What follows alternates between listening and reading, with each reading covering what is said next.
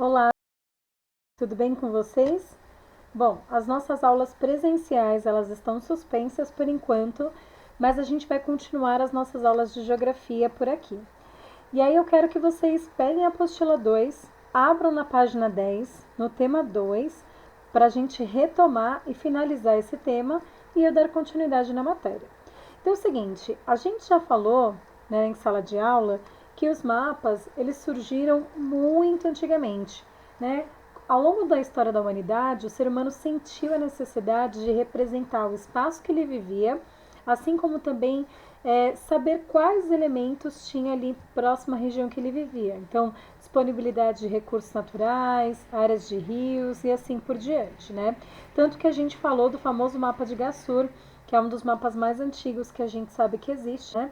E ao longo da história, as técnicas da cartografia, que é uma ciência voltada só para a elaboração de mapas, elas foram se aprimorando, como a gente também já falou em sala de aula. Tanto é que a ideia desse tema é falar um pouquinho da história da cartografia, né? Fazer um breve recorte aí de como que essa ciência foi evoluindo ao longo do tempo para poder elaborar melhor os mapas. Tanto que a gente tem aqui um mapa bem antigo, que é do período dos gregos, que mostra aqui já bem mais detalhado, né, o desenho, assim como também o formato dos continentes. A gente consegue observar aqui que é a Europa, região do Oriente Médio, uma parte da Ásia, aqui o norte da África. A gente já consegue ver elementos bem mais detalhados do desenho do que o mapa de Gassur, que era feito com argila, como a gente viu em sala de aula, certo? Mas tem uma coisa, esse mapa aqui, como a gente também comentou, não tem precisão matemática em relação à realidade. Como assim? Esse mapa ele dá uma ideia de como que era antigamente. Aí, então, assim, como é que é o formato do continente? Ele representa o espaço, mas ele não mantém uma proporção matemática em relação à realidade, que é uma coisa que ao longo da história isso vai se desenvolvendo na cartografia, certo? Então, esse mapa como a gente pode observar, ele dá uma ideia de como que o espaço era naquela época, mas a gente não pode usar ele, né, para poder saber quantos quilômetros de distância tem, por exemplo, desse ponto até esse. Os mapas atuais a gente consegue, mas por meio desse não, porque ele ainda não apresenta essa proporção matemática em relação à realidade. Mas a gente já consegue observar algumas coisas bem interessantes. Por exemplo, aqui a curvatura da Terra. Então, os gregos já sabiam que a Terra ela era esférica, né, como a gente comentou em sala de aula, mas eles ainda não mantinham essa proporção matemática em relação às distâncias na realidade que a gente consegue ter pelos mapas atuais. Tá? E ao longo do tempo, como a gente também já falou, a cartografia só foi aprimorando sua técnica. Aí eu quero que vocês passem para a página 11 agora, para a gente dar uma olhada num outro tipo de mapa. Esse mapa aqui a gente também falou em sala de aula, que é o famoso mapa TO. E esse mapa ele ficou muito conhecido durante a Idade Média, melhor dizendo, ele foi muito utilizado durante a Idade Média, certo? E esse mapa representa o seguinte: ele mostra Europa, África e Ásia, né? Esses três continentes. E aí, por que esses três, né? Porque como era o período da Idade Média, a Igreja Católica ela era muito forte. E aí, naquela época, depois do grande dilúvio, se acreditava que Noé havia dividido a Terra, os continentes, em três partes, no caso Europa, Ásia e África, certo? E aí a gente tem esse mapa exatamente representando isso. A Europa sendo separada aqui pela África pelo mar Mediterrâneo, a África, né, sendo separada pela Ásia pelo Nilo, pelo rio Nilo, e aqui a Europa separada da Ásia por meio do rio Dom.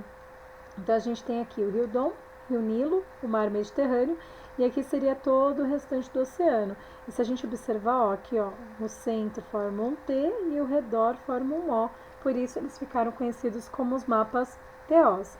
Esse mapa ele é bem característico do período da Idade Média, mas como a gente também já comentou, ao longo do tempo a cartografia só foi aprimorando aí as suas técnicas de elaboração dos mapas e representação do espaço.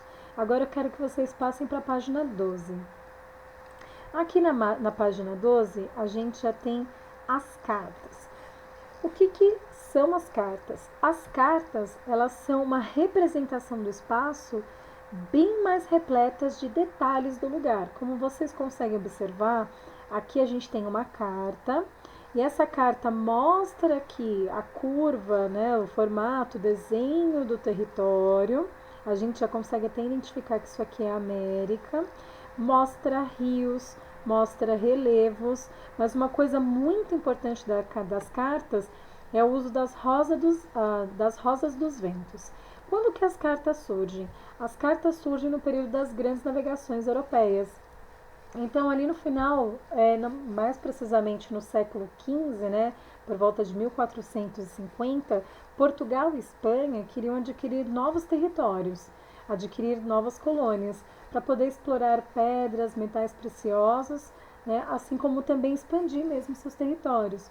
E aí então eles vão investir nas navegações e aí com isso eles vão cruzar o Oceano Atlântico e encontrar a América.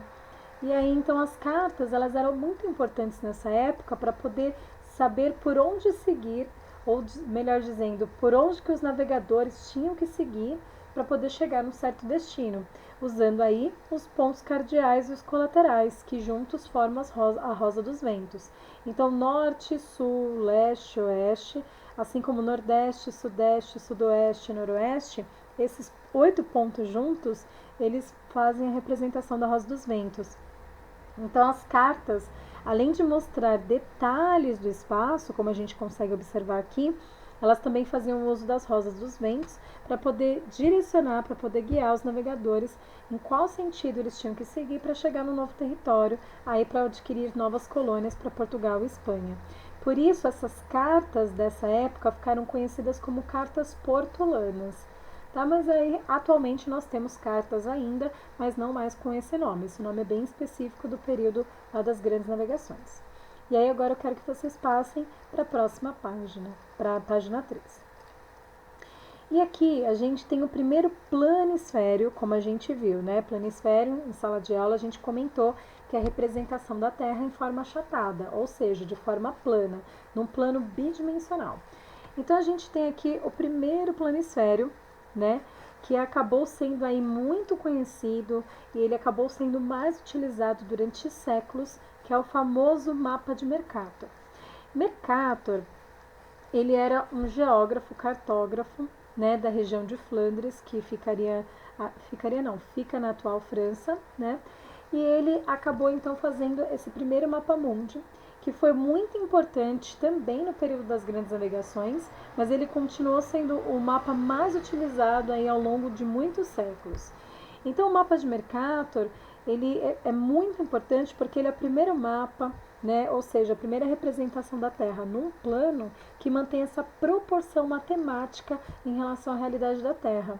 Então que mantém aí essa base matemática para saber quanto de distância precisamente tem de um ponto a outro, certo? Então, Mercator vai fazer o primeiro mapa mundi, ou melhor dizendo, o primeiro planisfério, a primeira representação da Terra, mantendo uma proporção matemática em relação à realidade.